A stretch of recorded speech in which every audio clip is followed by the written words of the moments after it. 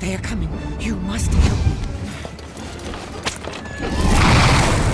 Albion's end is coming. There can be no turning back. All that matters is... It's not an on-rail shooter. Well, you know, here's the truth of the matter. The first word that we wrote on the wall when we were designing this game was the word freedom. The freedom to feel like you're traveling through Albion like you've never traveled before.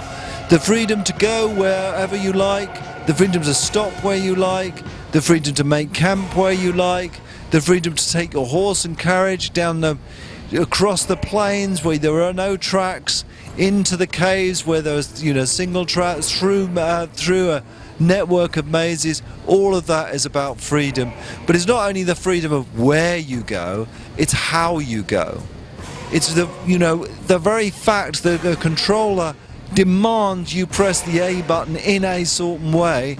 That on the Rails side isn't there with Fable the Journey. You can use the game and play the game in the way you want to. The main way that you navigate in Fable the Journey is by horse and caravan. You're using your hands to snap the reins on the back of your horse. And this is very analog control, so you can be very gentle with that, or you can be very aggressive with that. You can keep on thrashing a horse to make him go faster, or you can be very kind to your horse. Just remember that your horse has feelings. He does feel pain, so if you chose to whip your horse and to push him on the point of collapse, you're going to feel pretty guilty doing that. When you meet anybody in the world of Albion, they are going to take two things into account about you. One is what sort of person you look like, but also how you're treating your horse. If your horse is thin, if his ribs are showing through, if his head's really low, if there's no colour in his eyes, they're going to think you've been pretty cruel, especially if there's a few scars on his back, and they're definitely going to comment on it. And that's going to mean that some people will choose not to join you in your journey. Because you're on a horse and caravan, certain people will join you in the back of your journey, and so if you don't take them, you don't get the benefits of them being there. For us, it was really important that we supported what you wanted to do. We didn't want to get you to have to stand up or have to sit down or have to sit in a certain chair.